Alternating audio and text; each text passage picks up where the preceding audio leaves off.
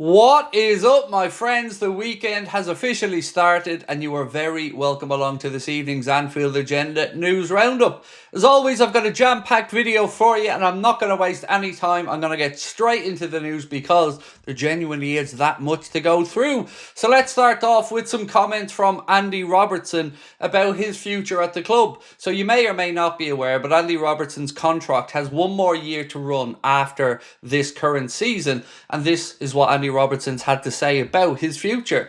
He says that he believes he still has the opportunity to extend his time with Liverpool and he'd welcome talks about that. He goes on to say his contract obviously ends in 2026, but insists that he has the quality to justify staying beyond his current terms. Now let me know what you guys think about this one in the comment section.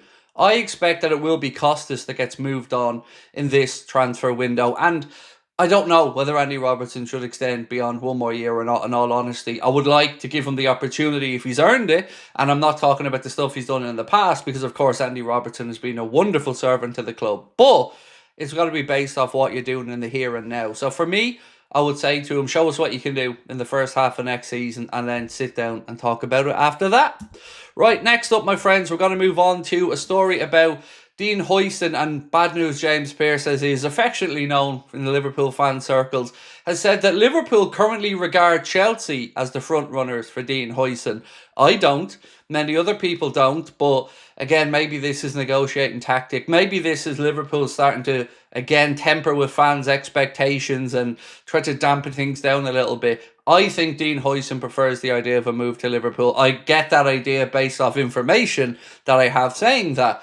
Whether Liverpool are going to pony up the 50 million or whether they could match what Chelsea would lay down on the table with contract length and value, that I can't speak to. So I hope we don't lose out on a target. If Liverpool really do want Dean Huijsen, and I believe they do, we should look to move quickly and get it done, because Chelsea aren't guaranteed Champions League football yet. That race for the top 5 places is still heating up and Liverpool should be, well, utilising it. Now, I want to bring you back to the other day where we were told by, I think it was Lewis Steele, that Liverpool won't push forward with any conversations with the likes of Dean Huijsen, Milos Kerkez and Antoine Semenyo out of respect for the fact that Bournemouth are still trying to qualify for European football. Chelsea, on the other hand, well, as you can see, are already out there doing things, so Liverpool best make sure we don't lose out on a player because he doesn't feel like we want him. So if Chelsea can outgun us financially, that's a different conversation, but us being respectful, we know other football clubs aren't always that way. Just look at Real Madrid as an example.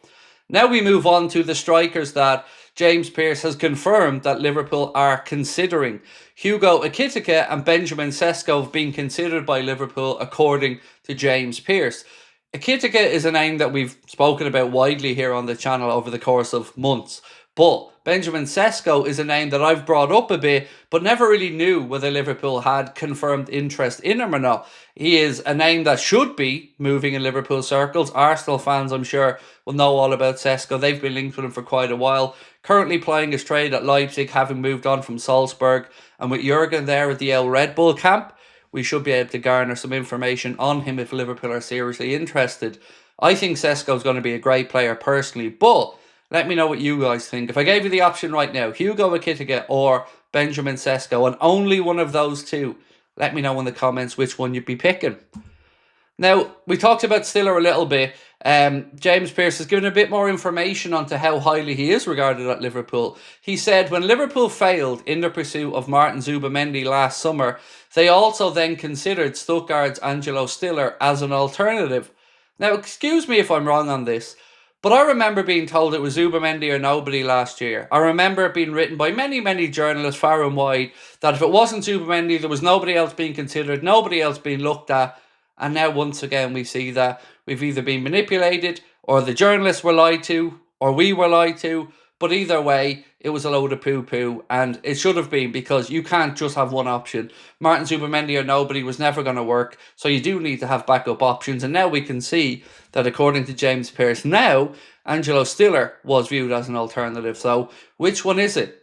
Were there no alternatives, or were we just being lied to again about the transfer budget and how much the owners wanted to spend? Again, I'm shocked at nothing with FSG at this point, but as a player, Stiller certainly looks like somebody who Liverpool are still keeping tabs on. We'll move from there.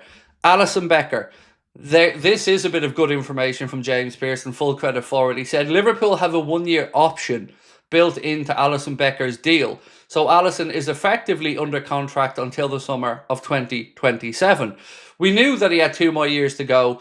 I thought both of those years were already in his contract, but apparently it's 1 year with a 1-year option, which the club will take up, taking it to 2027. So we're kind of back where we were, but at least now we have clarification that that contract does indeed run for 2 more years. Yesterday we brought you news from Taffarel, who was of course the goalkeeping coach at Liverpool, former Brazilian keeping great himself, spoke about Alisson wanting to stay at the club and repay the faith and love that the fans and the club have shown him and his family. Let's stick with a couple of Liverpool forwards right now. Luis Diaz and Diogo Jota in particular.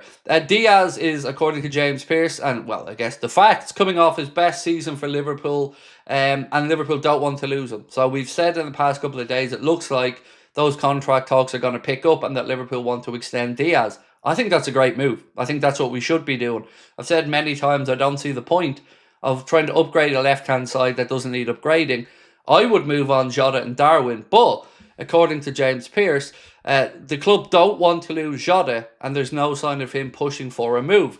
I'm going to push back a little bit on this one because I think Diogo Jota's future is very much up in the air. You can see the offers that have come in from Saudi. We know there's 2 or 3 Premier League clubs interested in him. And I honestly do believe if Liverpool get the right offer, that they will move Diogo Jota on because we can't depend on him to be fit for the full season. We know if he was, maybe he'd be Arne Slot's starting number, right? I don't know. But we've seen time and time again that he just can't put a run of games together. For me now, it is time to refresh and move on. But it isn't my opinion that matters. Arne Slot said he got a message from Jurgen Klopp and he said, congratulations, now you know how special the club is and you're a part of history. He was really happy for me, for the players and the fans. A little bit now on, well, from David Ornstein about Alexander Isak. David Ornstein goes to say that Arsenal and Liverpool both have Isak as their first choice striker target this summer, despite his steep asking price. Now, this is where I get confused. There either is an asking price or there isn't. He either is for sale or he isn't. Newcastle don't want to lose him. Eddie Howe spoken about that in his press conference ahead of the weekend. But is there a price? And if there is a price, what is that price? Is it £150 million? If it is, then Liverpool should walk away because it's far too high. But if there's any opportunity for Liverpool to go in and get him or Julian Alvarez, I think we'd be very foolish not to go and get either one. So a little bit more on Luis Diaz and his dream, according to Relevo, coming out of Spain. He said the dream of Luis Diaz, or they said, excuse me, the dream of Luis Diaz is to win the Champions League with Liverpool.